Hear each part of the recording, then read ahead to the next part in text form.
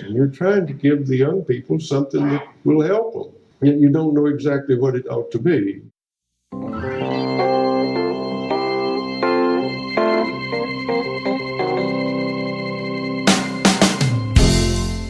Welcome back to the TeachThought podcast. My name is Drew Perkins, Director of Professional Development here at TeachThought. And just a reminder that we have registration ongoing for our Leadership PBL event, October 18th here in downtown Louisville, Kentucky, where leaders can come and learn more about project-based learning, develop a plan for implementation that is sustainable. So registration and more information is available if you go to wegrowteachers.com/events, and that will be where our future events will be hosted, and details of those events will be as well. So I encourage you to go over there, as well as check out all of our professional development services. And of course, we always love for you to leave reviews and share our work, our podcasts, our blogs, our website, anything that you feel is interesting and important and might help other educators better prepare learners for the modern world.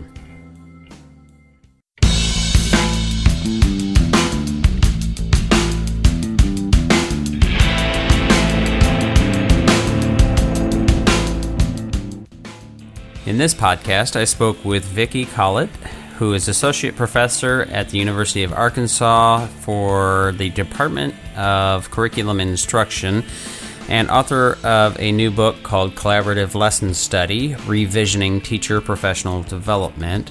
And of course, our conversation centered around that book and that work.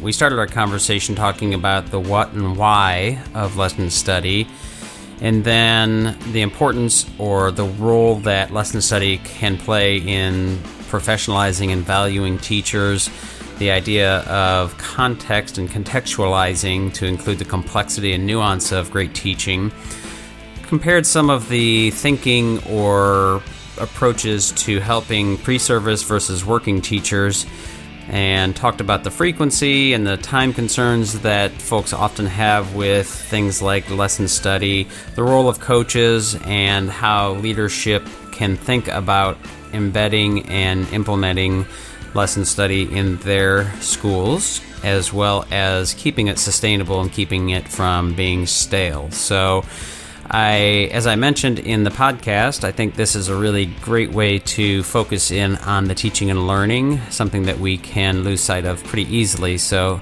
I recommend the book, and I enjoyed the podcast, and I hope you do as well. Vicki, welcome to the podcast. It's nice to have you on. We're going to talk about your latest book, Collaborative Lesson Study, Revisioning Teacher Professional Development. But as I usually do, I'd like to give you an opportunity to tell our listeners a little bit more about yourself and provide some context for our conversation. Okay, thanks, Drew. I am an associate professor in curriculum and instruction at the University of Arkansas. My previous experience includes, teaching at all levels. I started in high school, moved to middle school, then to elementary school, and worked as a literacy coach and then as a district literacy coordinator. So that's kind of my background. It was in my role as a district literacy coordinator that I began using lesson study about a decade ago, and that's what brought me to this work and to writing the book, Collaborative Lesson Study. Okay, well, that's certainly an interesting background, and the book, like I said, it has several things that have sort of resonated with me and caught my eye.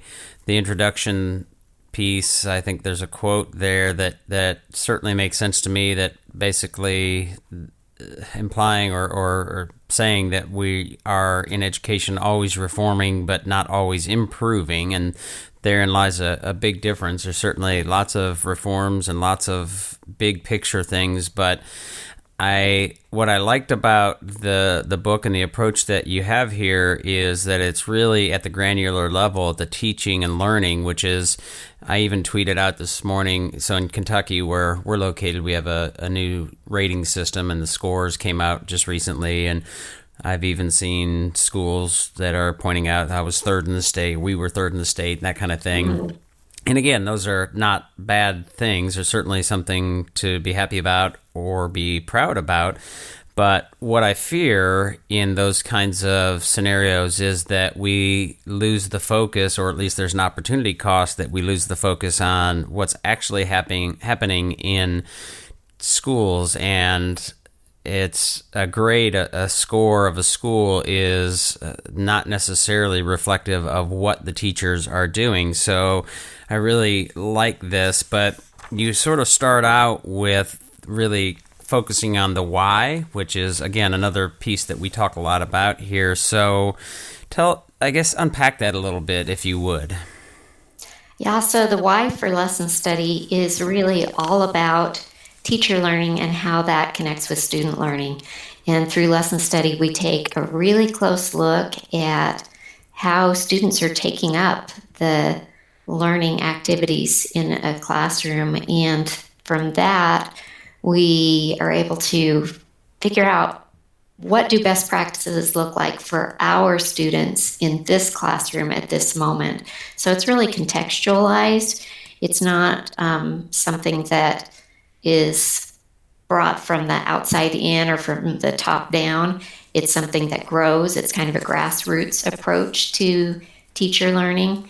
And so I really like to think about how PLCs can be professional learning communities. Sometimes we say those acronyms so much that we kind of lose the meaning of what they actually stand for. And we do a lot of PLC work in schools, but it's not always focused on teachers' professional learning and how that actually supports student learning. So that's the why, to really get down to the level of looking at individual students in individual classrooms and how they're taking up the work and whether that's leading to student understanding. Yeah, the distractions that come before schools and teachers are too many to list, and it can be so easy to lose sight of those things. And the idea of PLCs, much like other things, become something that started out as such a great idea.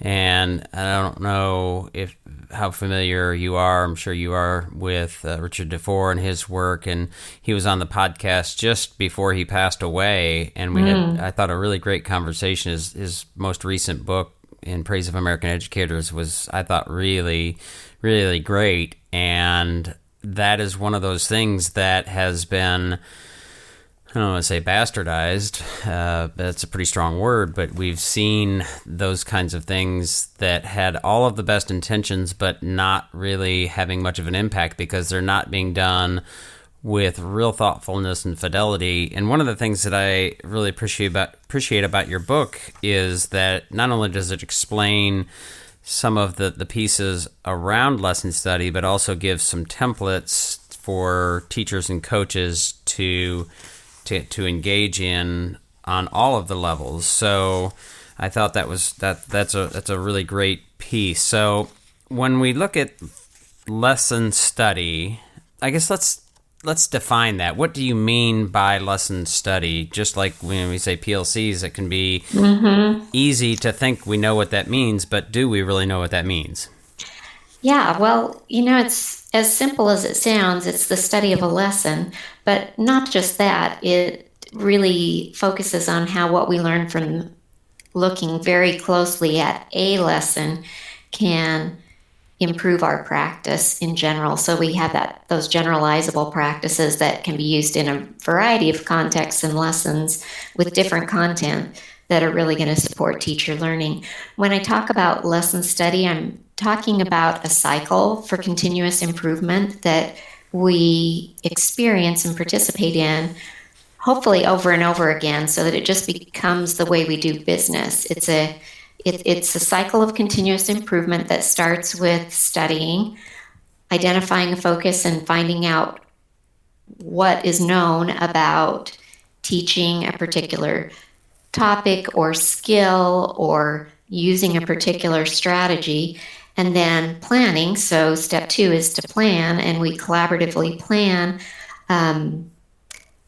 in broad strokes, a unit, but in real fine detail, a lesson that will help us elevate some specific practices that are going to support learning. And then after collaboratively planning, we, as a team, observe the lesson that we have planned. One of the teachers in the team kind of takes up the opportunity to be the demonstration teacher, while others are observing. They're the observers in the classroom. But we try to take the evaluative nature out of that observation. We're not there to evaluate the teacher. The lesson that they're teaching represents our best thinking as a team. So it's our lesson, and what we're interested in is how students take up that lesson. We already know what the lesson is. We basically know what the teacher's going to do because we've designed that together. But what we don't know is how students are going to take that up, what learning is going to occur. So during the observation, that's really where our focus is. And that takes away some of the riskiness for the teacher who is brave enough to say, I'll go first, I'll teach the lesson. And then, of course, after observing together, we want that opportunity to reflect. So that's the next stage in the cycle, where we reflect on what we saw, what we heard students doing, and the learning that occurred or didn't occur during that lesson. And so as a process of that collaborative reflection, we're able to really revision not only that lesson, but hopefully some aspects of our instruction that are more generalizable. And then we have the opportunity to reteach the lesson, not the same teacher to the same kids, but the other teachers on the team teaching that new and improved, that revisioned lesson to their students, of course, with the appropriate adaptations that would make it work for the students in their classrooms. Right. So that's the cycle: study, plan, observe, reflect, revision, reteach. And it's just a cycle that we would hope to be continuously moving through, and hopefully it becomes more an automatic way of how we do business. Yeah, with our team. I think that's that part of this is just what we do. This is how we do things, getting those habits in place. And there's a real challenge there, we find, in our work with teachers, because the mindset and the way that teachers have been trained and or I guess treated, or the expectations of, by whatever external factors there are, I think have put them in a corner in many ways. And it takes, I find it to be an interesting dynamic that we don't have a lot of teachers that are doing that. I mean, it makes sense. It is reflective, it's thoughtful, it's inquiry-based, and almost no teacher I've ever talked to or school leader finds that to be surprising or that big of a revelation, but we don't seem to be doing that on a regular basis. One of the things that you mentioned several times in the book is talking about valuing teaching and teachers. So I think teaching and teachers have been marginalized and in some ways sort of programmed and scripted, because we don't, I mean, I met with a teacher recently that I walked away and was just sort of stunned by what I felt was a lack of sort of intellectual humility and curiosity around questions and practices and being thoughtful about that. And that person is, I think, a very good teacher in many ways, but it's like, how do we shift that? And really, is it because we're not valuing teachers, or they haven't been valued? Or I guess how do you think about lesson study validating, or I don't think validating is the right word, but you get my drift of really elevating that a profession of teaching that it really is, the craft of it. Right. So I mentioned the acronym PLC, and the first letter stands for professional. We really value teachers as professionals when we put what could be called reform right in the hands of the teachers, because it's in the classroom where they're going to make the changes, where the impact is actually going to happen. And so if we recognize that teachers are professionals, and kind of by definition, a professional is someone who's had opportunities to learn, they've had experiences, they have knowledge and understanding that guides their practice. And so lesson study treats teachers as professionals. As you mentioned, I use that phrase, valuing teachers and teaching. And the tendency to put rather scripted materials in teachers' hands is deprofessionalizing. If we see them as resources, that's great. We want to have resources that teachers don't have to reinvent the wheel, but we need to see those textbooks and teachers' guides as reference materials, resources for us that we can take and adapt and thoughtfully use, and that we can draw ideas from. Usually in that study phase of the lesson study cycle, we start by putting everything on the table that we already know about teaching this topic, and that would include, PD materials that we've gotten in the past, and teachers' manuals, and articles from professional journals, and research about best practice. So in that study phase, we take a close look about what's already known about teaching this well. But it's the teacher's decision-making that we're honoring when we say, okay, given this, now what? Now what do we do with this? What's going to make sense for us, for our kids? That's probably one way that my view of lesson study is a bit divergent from some explanations. I feel like some descriptions of lesson study lead to the perfect lesson. That's their goal, is to create the perfect lesson. And I just don't believe that a perfect lesson exists that can be a cookie cutter that you can, pull off the shelf time after time and use as is, because the kids in your class are always going to be different. You're always going to be different as a teacher.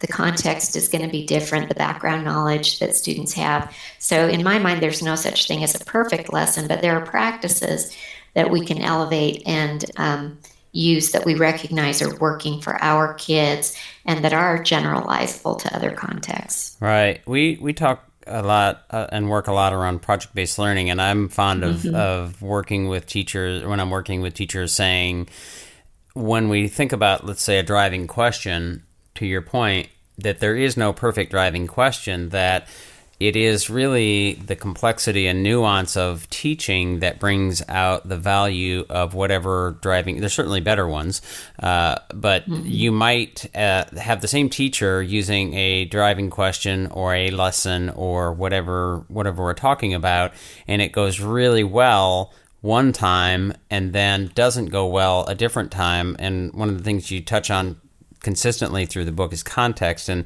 we talk a lot about that as well, is that we have lots of things that make for sort of the art of teaching, or make it necessary to demonstrate that art of teaching.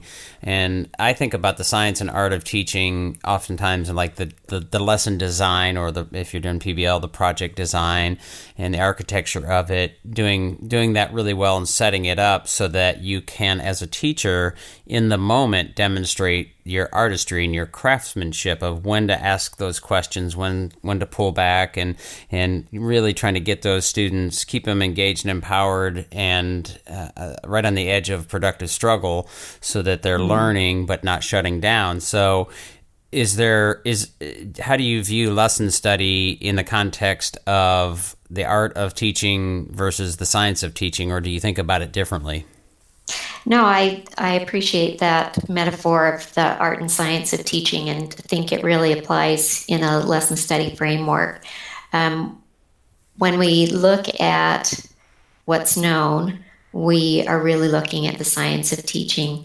And in chapters 8 and 9 of the book, I talk about flexibility and responsiveness. And I think that really gets to the art of teaching and being tuned in to students' needs and interests and their cultural resources, and their background knowledge. And that is where the dynamic part of teaching happens. And it's so important. I often, when we're doing a lesson study cycle, I pull out a piece of paper that I've printed in as big a font as I can fit on the page that just says, interests, knowledge, and culture. And I want students' interests, knowledge, culture, and experiences to really drive everything that we're doing throughout the lesson study process. Because if that doesn't happen, we don't have motivation and engagement. And when you don't have motivation and engagement, you don't have learning. It's just as simple as that. If kids aren't engaged, then, they're not going to learn. So I think it's really important for us to keep those aspects in mind. And so in the book, I kind of talk about, the book's divided into sections so that you could read the first section while you kind of figure out the lesson study process.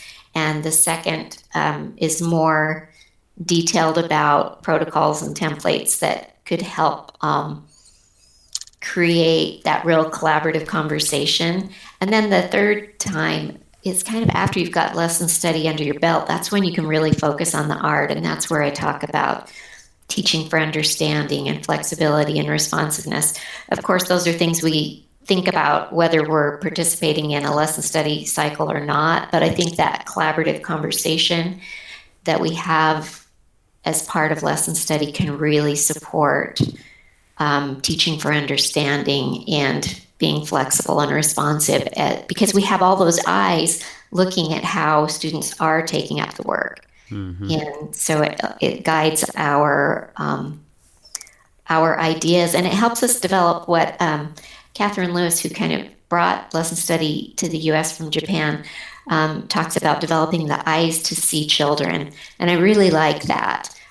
When you are an observer, you're free from making those thousands of decisions about what am I going to do next and how am I going to respond to this kid. And you can really develop the eyes to see children. And then you take those same eyes with you back to your own classroom.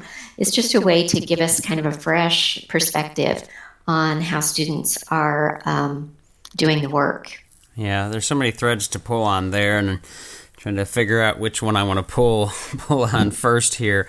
So when I think about knowledge and understanding, and you make a distinction there that I think is important in the book, that it is important, knowledge is important, and one thing that we don't want to overlook, and this is something we've talked about on the podcast with progressive, quote-unquote, teaching, that lesson study is not necessarily exclusive to one way or the other, but the idea that knowledge is the importance of knowledge and the role that it plays, and that leads to understanding. And I think that there's a big difference there that teachers don't often think about, and I don't think parents think about it as well. And so when we think about the contextual learning and the contextualized learning, it's one of those things. So you talk about it in different types of schools and then pre-service teachers as well.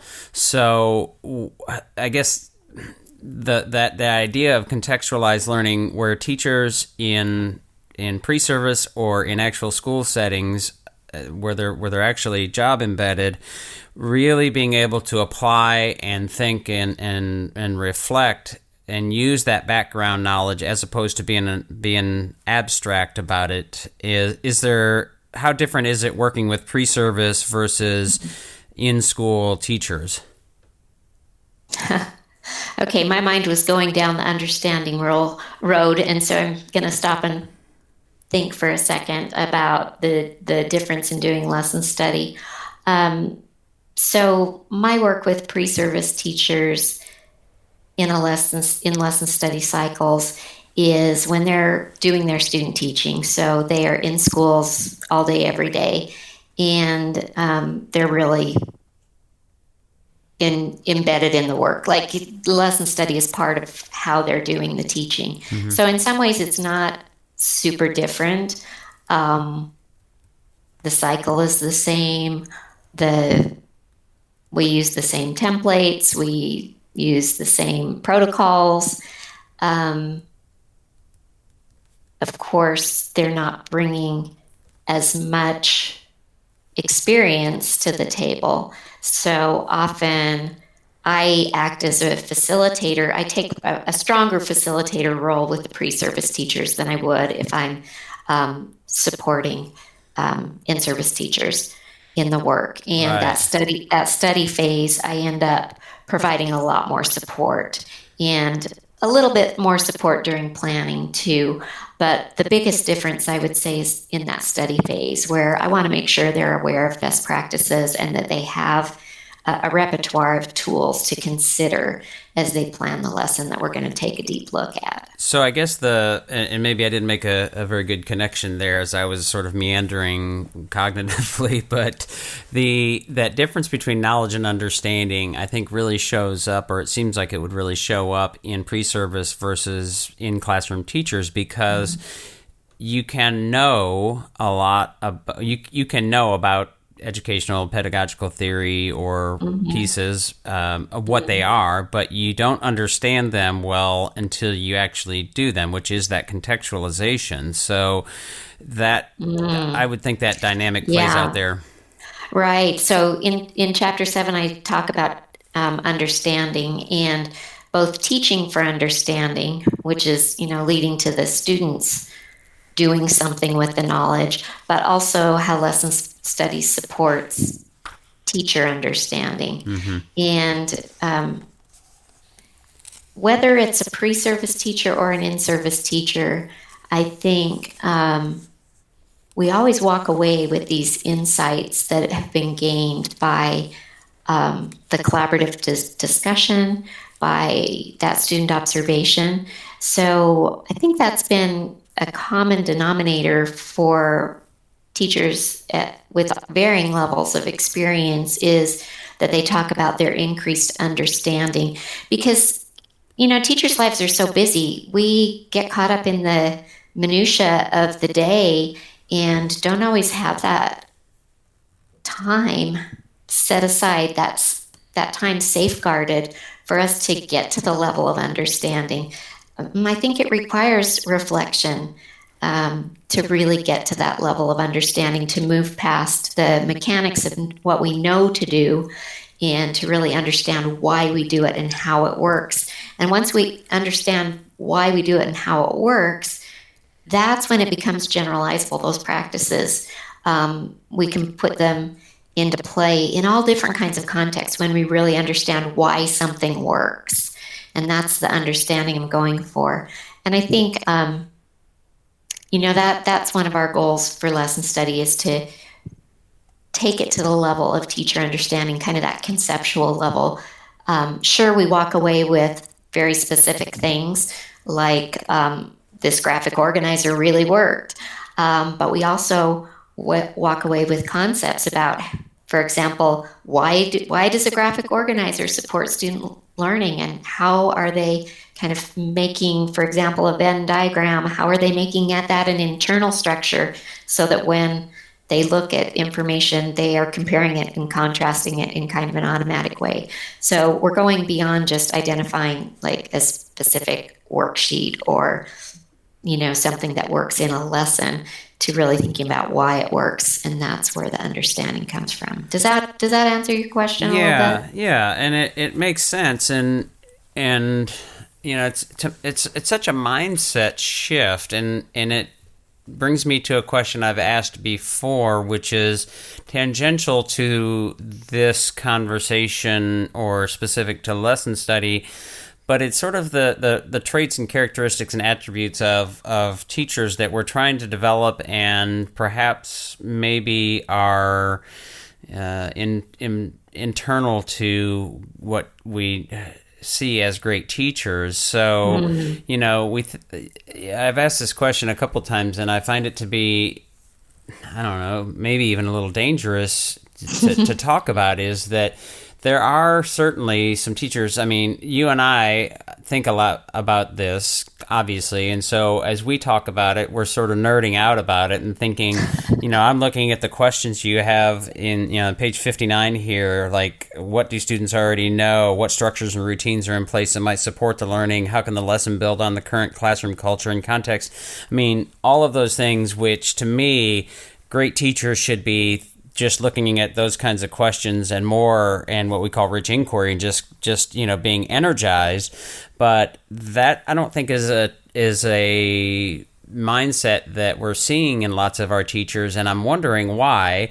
And maybe the more dangerous part is, are there a group of teachers that really struggle to do lesson study kind of reflective processes because that's just not how they operate, or maybe their cognitive processor speed isn't really allowing for that, and that sounds like an awful thing to say, but I think there's a reality there. Yeah, well, I like to have a growth mindset and think about how if teachers aren't reflecting, what is it that we could do to support that? Mm-hmm. And I have found that some teachers are more naturally reflective. They almost can't turn it off. Right. But it's a blessing and a curse. Right. But I have also found that teachers who are not naturally reflective can cultivate that practice. And I think that the collaborative nature of lesson study really allows teachers to grow in that way if it's not something that they're naturally doing. Mm-hmm. And it almost, I guess you could say, it forces the issue. And then once it becomes a habitual part of the collaborative work, hopefully they take that on as an individual characteristic. I think you can't get away from it. Once you have kind of experienced the power of reflective practice and purposeful planning, I don't think you can step away afterwards and just say, well, I'm not going to do that. We certainly can get caught up in the day-to-day business, but once you kind of recognize how to reflect, it becomes almost part of your nature, part of your outlook. And I guess I wanted to also speak to why aren't some teachers approaching instruction and instructional planning in that way. Mm-hmm. And I think, unfortunately, going way back to NCLB, when there were coaches who kind of served as instructional police, like, are you on page 52? Right. And did you ask this question? If that's the milieu that you're working in, then you don't have any incentive to ask the hard questions and to do that reflective practice. So I think the context that is created for teachers sometimes discourages them from that kind of thoughtful work. Yeah, I would agree with you wholeheartedly, and I do think that it's hard to imagine somebody if they're engaged in teaching for the real reasons that we want to help students become better learners and thinkers and all of that, that when they engage in that cognitive process of reflection, that I think is maybe arguably the most important trait and practice of an educator, of a great educator, that it does seem to be hard. It's hard to imagine not turning that on. But to your other point, I think that those other external factors of how they've been conditioned and pressured in ways that have narrowed what their thought processes of what they're even allowed to do, let alone should do or could do. It's really frustrating to see, and some of that is, I think, self-imposed. But do you have any sense of how one of the things that has come up on my purview just more recently is school ratings and grading, mm-hmm. those kinds of things. And I make a distinction between a culture of achievement and one of culture of teaching and learning. So mm-hmm. I think the scores and school ratings and things like that are not unimportant necessarily, but I find that they put an emphasis and a focus on things that often detract from teaching and learning and the quality of teaching and learning and doing things like lesson study. So I don't know if you have any thoughts on that. Yeah, in the health profession, there's been a term called moral distress, that practitioners are in moral distress because what they want to do, they can't really do. And I think that's a term that we could easily apply to teaching. And so many teachers are put in a position where they know something better, but they're not in a position where they feel like they can do it. And part of my job in teacher preparation is to help pre-service, these idealistic pre-service teachers, think about where can you push? How can you appropriately challenge the boundaries that you feel? And are those boundaries real, or are they just perceived? And so thinking about how to move away from the moral dilemma and make space for teachers to do this kind of thinking is really important. Yeah, I found as a teacher that depending on where I was teaching, the culture made such a big deal or a big difference in how I felt. And by nature, I want to ask questions and ask hard questions and reflect and examine, but it can often be seen as, well, he's not a team player or she's not a team player because they're sort of pushing back. And it does take some sort of, I guess, I don't know if it's gravitas or some sort of courage for teachers in some settings to really engage in this kind of reflective practice, which seems kind of absurd to even say that you would have to have courage to engage in reflective practice, but that can be seen as counter to, what's being pushed from top down, perhaps. Yeah, I mean, I had a couple of thoughts as you were talking about that. The first I'll say just quickly is that the best test prep ever created is good teaching, right? If you are really teaching for student learning, that's going to show up on tests. It's not about the skill and drill. That is temporary learning that is probably not going to show up as well on tests. I mean, you might coach them for specifics, but beyond that, I just want to say that good teaching supports good learning, which is going to show up on tests. So putting the focus on the test is not the appropriate place to put the focus. One of the things that you mentioned in the book that I thought was really interesting, and we do this we don't name it this, but I like the name, the predictive planning and the process of using the lesson study to be thoughtful about what do we think student, how do we think they're going to react, and how do you expect them to react, and then even charting how they did react and comparing that to what we thought. We try to get what we call pull teaching, so trying to get students to ask questions that are aligned with the learning targets instead of saying, here's your learning targets and try to hit those. And when we say, all right, these are the questions that we really want students to be asking. So in a project in PBL setting, how do we get them to ask those questions? Well, those questions often are written in teacher language. How do we get students? How do we predict that this will trigger that thinking and that question, even though it might be in different language? So as you think about predictive planning and lesson study, I guess unpack that a little bit, if you would. Yeah, so a lot of times we have had a really good lesson plan. We felt like we've got a good lesson here. We're about ready to go. In our pre-observation meeting, we walk back through the steps of the plan, and as you referenced, we make some predictions. What do we anticipate that students will say and do during this part of the lesson, and then how will the teacher respond? And a lot of times during that unpacking, we realize that, we better tweak this a little bit. And Right. So that predictive planning allows for us to even strengthen the lesson right at that point. It allows us to recognize potential misconceptions that students might have, and how we could address them if they come up, or how to head them off so that they don't. So I think all of those things are part of the predictive planning.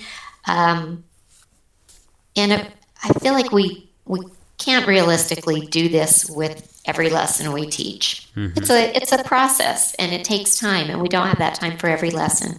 But when we take the time with a particular lesson to do that predictive planning, it helps us to start to routinize that kind of thinking for ourselves. And so as we plan, we start to more automatically think about, and how are kids going to respond to that, and make those adjustments even in our own individual planning. Yeah, the time piece that you mentioned, I think, is really an essential question in this, in so far as how do we get I would see it as a barrier and a friction point for this kind of thing, and so the depth versus breadth piece comes up, right? So how do we balance that, and is there a reasonable balance or sort of a rule of thumb? Well, let me address that in a couple of ways. One, we want to think about, and you mentioned maybe depth versus breadth. So where are we going to put our focus when we do a lesson study cycle? And the second thing I want to address is how do we make time for it? So the first thing is, where do we put our focus?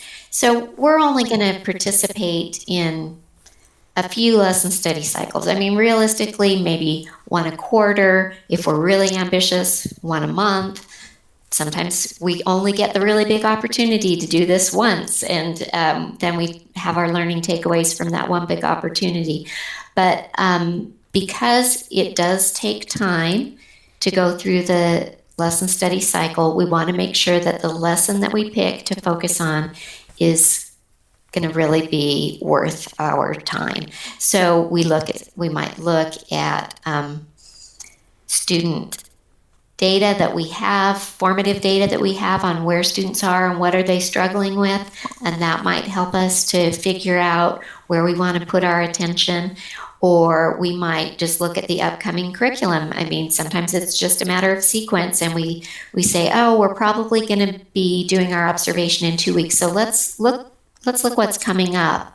And then we look at the schedule that we've kind of charted out for ourselves and think, that lesson, out of all the ones we're doing in the coming weeks, that's the one that has sometimes been problematic in the past, or that kids haven't really gotten, or that based on what this group of kids is showing us could really use our attention. So we choose that lesson very purposefully, that we're going to give this time.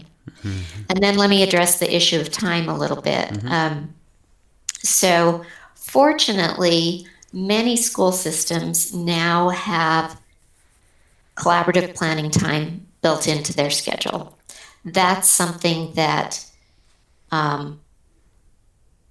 might be utilized in a lot of different ways, but there is often a time when teachers, either of the same grade level or teaching the same course or at least the same content, have that dedicated time to meet. And so lesson study can be a way that they use that time.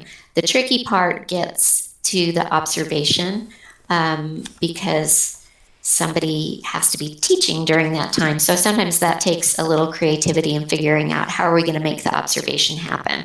And in Chapter 2, I give a lot of suggestions. I've seen schools use a lot of different ways to make that happen, whether it's, combining classes, using book buddies so that a whole team is freed up while their students are being book buddies to younger peers, or whether it's hiring a half-day sub so that you can come in if you're fortunate, so that you have that dedicated time. And I've got a whole range of suggestions. I've seen schools make that time, and sometimes you really have to make that time for the observation to happen, but I think it's key. So whether you already have the collaborative time built in, or whether you really have to make that time, you want to make sure that the time is well spent and focused on something that's going to be value added for students and teachers. Yeah. So One of the things that we talked about before we went live is your work with coaches and coaching. So what kind of role does a coach ideally play in this setting of using lesson studies? So this book is written so that teachers can take up the work themselves as a team without a facilitator, without an outside person coming in. However, I have seen many experiences, many examples of lesson study being facilitated by an instructional coach. And that's happened in a lot of the schools that I've worked with. I think that having someone who has the time and space built into their schedule to really support this work can be beneficial. I mentioned that in my work with pre-service teachers in lesson study, I take on a stronger role in the study cycle. And I've also seen instructional coaches do that same thing with in-service teachers where, they will take the responsibility of looking at the research about this topic and finding all kinds of lesson ideas that have been used before or tools that would support teaching of this concept. And they bring that to the study cycle. So that could be the role of an instructional coach or an outside facilitator, bringing perhaps a broader repertoire of teaching strategies and tools to the table for consideration. Also, the role of a facilitator or coach could be to really introduce and support the use of the protocols that I talk about in the book, being the one who takes the lead on, okay, the next thing we're supposed to do is, or why don't we try this template and see how that works to support our learning, and kind of introducing those pieces. So as a coach, I would definitely want the teachers to have the background in lesson study, but I might take a more active role in supporting the process. Right. And then if you're a school leader and you say, boy, this sounds really interesting or useful, or I'd like to embed this in my school, is there a preferred or suggested way of doing that you would suggest? Well, there's a lot of different approaches that I've seen work successfully. One district that I worked with, they had an interest in lesson study. I went out and talked with them about it. They decided they wanted to adopt lesson study as their professional learning model. That's what they were going to do all year long. They were fortunate that they had instructional coaches in place who could really support that work. And so I went out and did a round of lesson study. I wasn't there for the planning. The coaches and others kind of supported that work. But I went out for the initial couple of rounds of observation, the pre-observation, the observation and debrief, and all of the instructional coaches were able to participate in that. So we had a lot of extra people in the room, but having all of their instructional coaches kind of see it in action twice, I think really gave them the vision for the work. And then they kind of took that back to all of the teaching teams. So that's one successful model that I've seen. But I've also seen teachers just say, okay, we're going to do lesson study, and I've read the book, I know about it, or let's work through the cycle together. And like I mentioned before, the book is really a self-guide for teachers to just take up that work themselves. And so, we're going to read the introduction, and that gives us enough to get going. And then there are just tips and tools along the way that can support it so that it doesn't feel like such risky business. I think the culture that you create is really important. And teachers who are not satisfied with the culture of their team can take the initiative and say, you know what, let's try this. I'm willing to take a risk and put this on the table as something that might be beneficial to us. So I think that idea of culture is important for us to consider, but if we're not satisfied as teachers with the culture in our team or in our building, then lesson study can be a tool to change that culture, to shift it to a more collaborative stance where we focus on student learning. Right. So then there are two questions that come to mind there. One, and they're related. So one, if I'm a leader and I want to put this in place in my school or pursue that, are there some things or big questions that I really need to be asking and answering before I do that?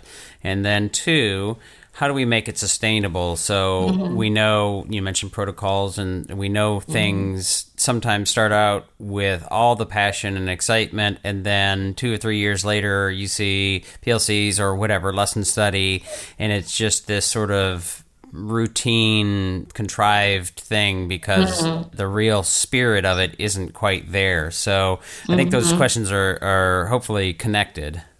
Yeah. So with the first one, what would a school leader need to think about? I think the big thing is time. That's always the big thing, right? Right. So we got to think about how are we going to support the time? How are we going to safeguard the time so that this happens?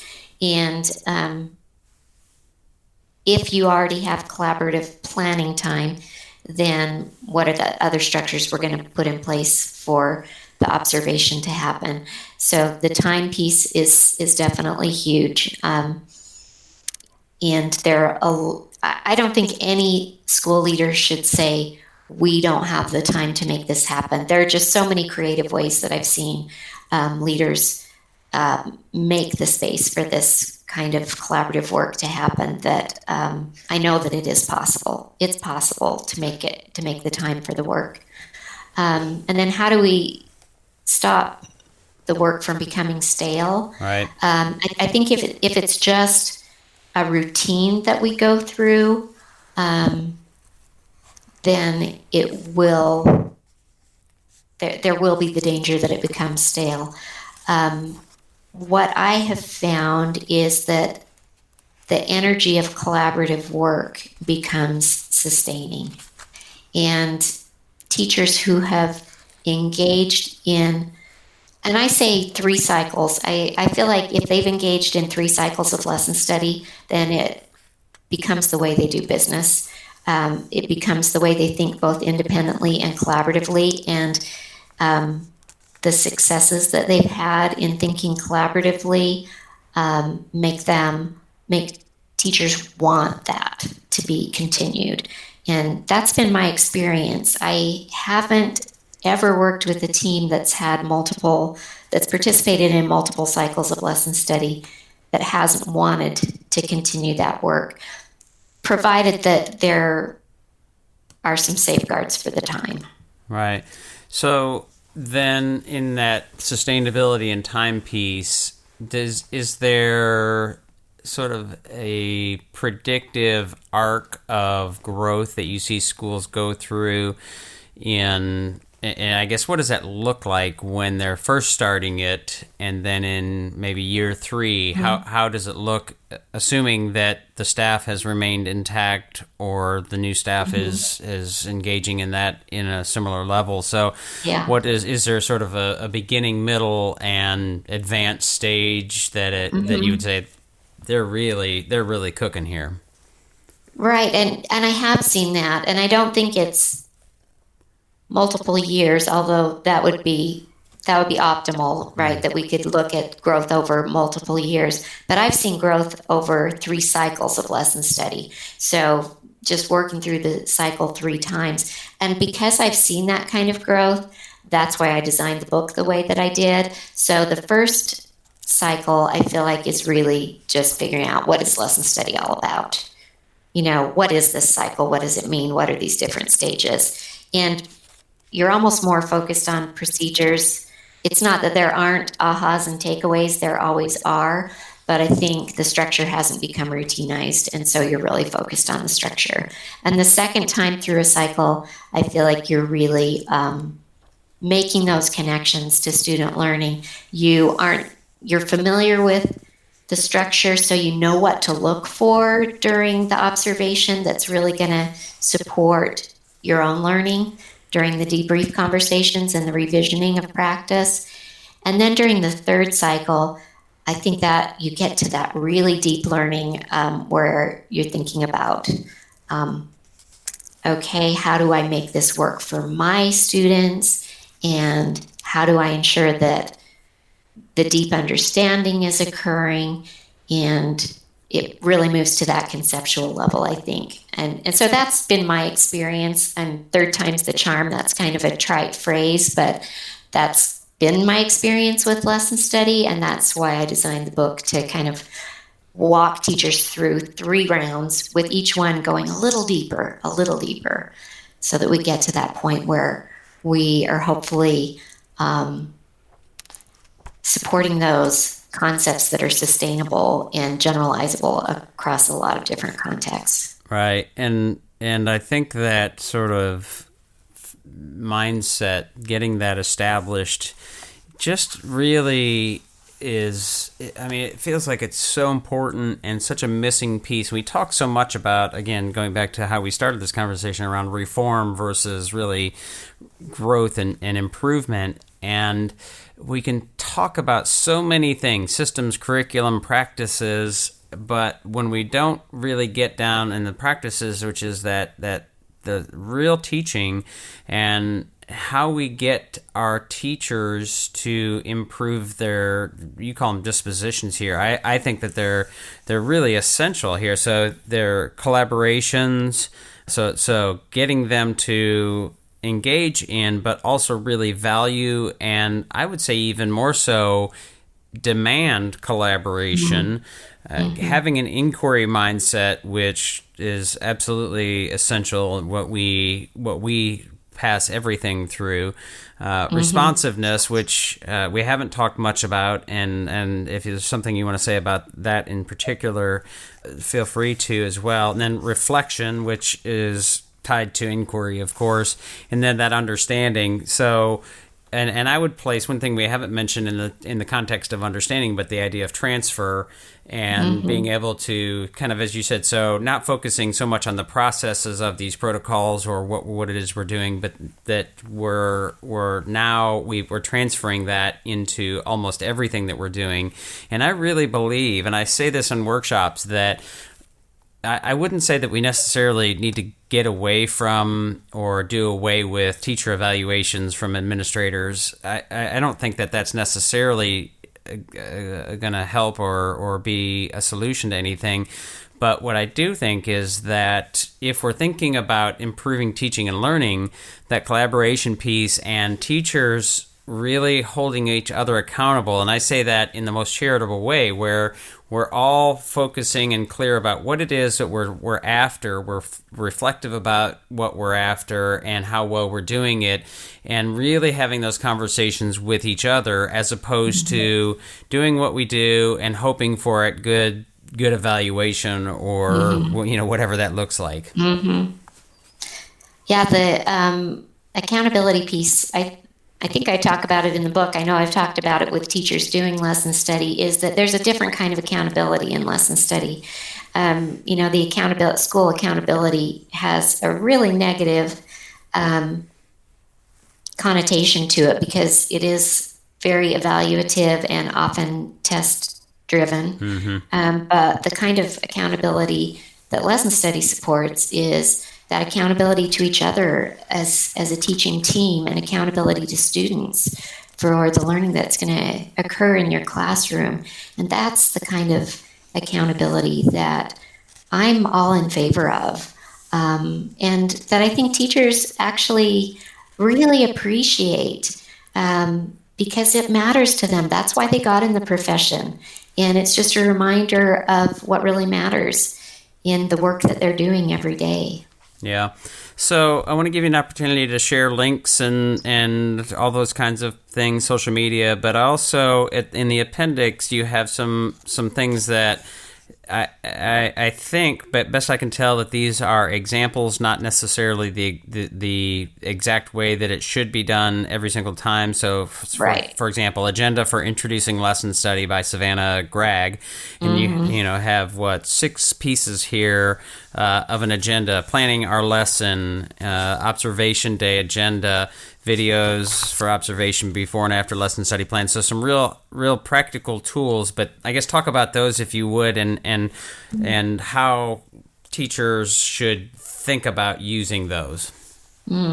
Yeah, so some of them are just really examples that are meant to give teachers an idea of how things could be, certainly not scripts in any way. Some tools that could be helpful as you work through the lesson study process. I guess that's what you're going to find in the appendix. The protocols are more embedded in each chapter, and those, there are some things that I would say are really going to make or break how the lesson study process unfolds. For example, I recommend just using a simple anchor chart after observation that is a T-chart, what we noticed and why it matters. And the noticings have to be what students saw and heard. And having a structure like that to support the reflective conversation is going to focus you on specifics and move you away from a teacher evaluation kind of stance. So some of the templates that I've included, what I've seen is they make a huge difference in the tone of the work and the way people interact.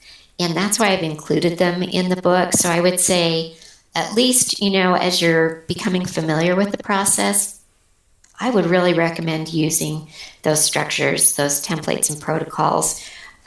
They're designed to create the kind of conversation that's going to be productive. Once you're more familiar with the work, you can play more loosely with those pieces and, use what works for you. Obviously, if something doesn't seem like it's going to work at all for your team, you're not going to use it. But my experience has been that if we have some structure, that accountability piece, it keeps us focused, keeps our conversation productive. Teachers have told me, that they plan together all the time, but often the conversation kind of ends up being about something that's only tangentially related. I think the templates and protocols keep the conversation focused and productive. And so that's why I've included these recommendations in the book. Yeah, that's one of those sort of things that we hear from teachers and leaders that is a sticking point. Teachers say often, we wish we had more time to talk and collaborate and plan and all of those things, and they're right to ask for that time. Administrators often say you don't necessarily use that time when given particularly productively, and that is often true as well. And I don't think that's out of malice necessarily so much as just lack of structure and focus, and pieces like this that can help them have great conversations and be more reflective and improve their craft. So I do appreciate that, and I think that's an important piece in the ecosystem, moving the pieces of the puzzle. So her name is Vicki Collet, and the book is Collaborative Lesson Study, Revisioning Teacher Professional Development.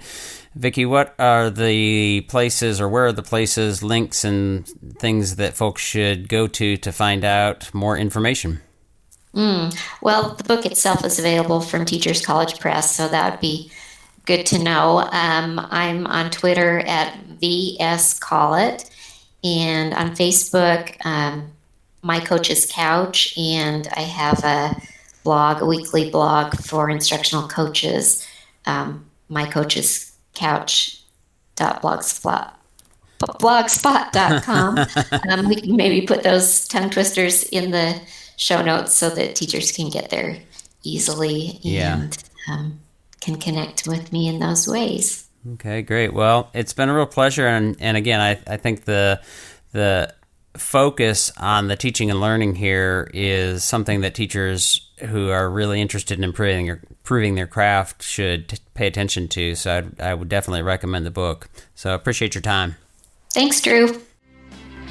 That'll do it for today's podcast episode. Thanks again for tuning in. Don't forget to review us and share us on your network so we can grow our audience to better meet your needs. Also, don't forget to find us on our websites, TeachThought.com and WeGrowTeachers.com, as well as our various social media outlets.